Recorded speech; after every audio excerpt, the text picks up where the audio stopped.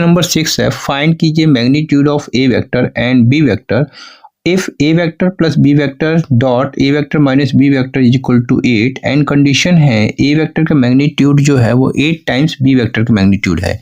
तो कैसे सॉल्व करेंगे?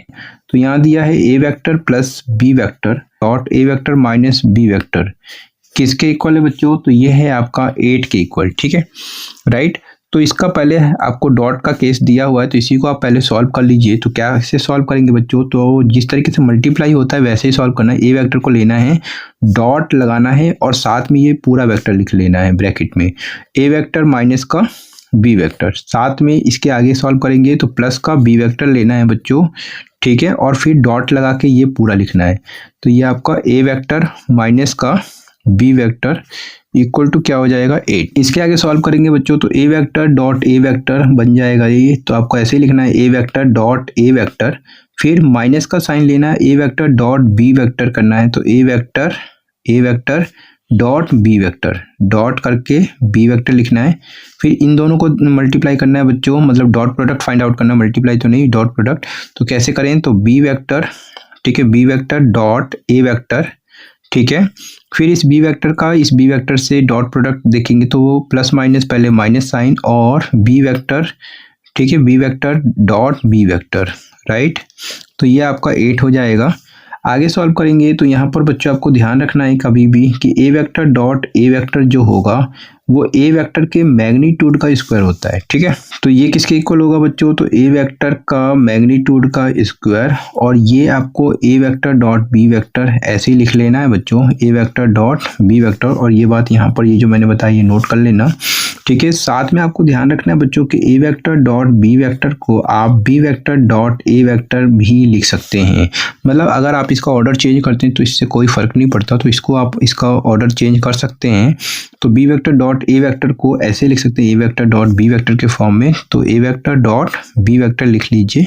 साथ में B vector dot B vector, तो अभी मैंने क्या कहा कि अगर दोनों वेक्टर सेम है और उसका डॉट प्रोडक्ट निकाल रहे हैं तो उसका मैग्नीट्यूड का स्क्वायर कर दें। तो क्या करना है आपको? बी वेक्टर लिखना है, मैग्नीट्यूड और स्क्वायर किसके इक्वल होगा? 8 के इक्वल, ठीक है। अब यहाँ देखें ए वेक्टर डॉट बी वेक्टर, ए वेक्टर डॉट बी वेक्टर, ये माइनस में प्लस में, तो ये पूरा कैंसिल कर देंगे तो ये आपका सिर्फ ये बच जाएगा बच्चों। तो ये क्या होगा? ए वेक्टर का स्क्वायर माइनस का बी वेक्टर का स्क्वायर किसके इक्वल होगा? 8 के इक्वल होगा, ठीक है। लेकिन यहाँ पर एक कंडीशन और दिया है बच्चों, क्या दिया था कि ए वेक्टर जो है वो 8 टाइम्स बी वेक्टर है। तो यहाँ पर आपको ध्यान रखना है बच्चों कि ए वेक्टर का जो मैग्नीट्यूड है वो दिया है कि 8 टाइम्स बी वेक्टर के मैग्नीट्यूड है। तो ये ए वेक्टर, ये कंडीशन दिया है तो आपको क्या करना है? ए वेक्टर की जगह ये पुट कर देना है। तो यहाँ पे मैं पुट करता हूँ बच्चों, तो 8 टाइम्स बी वेक्टर लिखना है और उसका स्क्वायर करना है। तो स्क्वायर करेंगे तो क्या होगा? 8 का स्क्वायर, तो यहाँ पे डायरेक्ट में कर देता हूँ 64 लिख दूंगा, ठीक है, स्क्वायर करके। तो ये 64 और इसका स्क्वायर, तो 64 बी स्क्वायर बन गया, ठीक है। ध्यान से नोट कर लेना बच्चों, 64 अंडर और बी वेक्टर के मैग्नीट्यूड का स्क्वायर, और ये आपका बी वेक्टर का मैग्नीट्यूड का स्क्वायर किसके इक्वल होगा? 8 के। तो 64 बी वेक्टर का मैग्नीट्यूड का स्क्वायर और बी, तो इसे आप 64x पढ़ें माइनस का x, तो 63x होगा ना, जैसे 64x माइनस x, तो आपका 63x। तो इस तरीके से ये क्या होगा? 63 बी वेक्टर का स्क्वायर, लेकिन लिखना आपको यही है इक्वल टू 8 होगा। तो इस तरीके से बी वेक्टर किसके इक्वल होगा? बी वेक्टर का जो स्क्वायर होगा वो आपका 8/63 आ रहा है, ठीक है। बी वेक्टर को फाइंड आउट करते हैं, क्योंकि यहाँ तो स्क्वायर है बच्चों, तो ये स्क्वायर यहाँ पर आ जाएगा। तो 8 क्या हो जाएगा? √63। तो ये बी वेक्टर किसके इक्वल होगा? तो आप इसका फैक्टर करें तो ये कैसे होगा? ये आपका 2 का स्क्वायर इंटू में 2, और 63 का जब आप फैक्टर करते हैं तो ये 3 से मल्टीप्लाई 3 से होगा 3 7, तो ये 3 का स्क्वायर बन रहा है। तो इसी तरीके से 3 स्क्वायर मल्टीप्लाई 7 लिख लीजिए, ठीक है। ये नीचे से यहाँ तक होगा।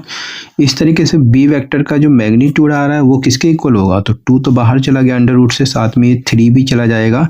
अंडर रूट के अंदर में 2/7 बचेगा बच्चों, तो ये आपको 2/7। इसी को आप कैसे लिख सकते हैं जरा देखें, तो इसको आप लिख सकते हैं 2√2 और 3√7। तो इस तरीके से बी वेक्टर का मैग्नीट्यूड आ रहा है बच्चों। लेकिन हमें इसमें ए वेक्टर का मैग्नीट्यूड भी फाइंड आउट करना है, तो कैसे करेंगे बच्चों? तो इसमें दिया था कि ए वेक्टर जो है वो 8 टाइम्स बी वेक्टर है। साथ में आपको एंड करके लिखना है बच्चों ए वेक्टर।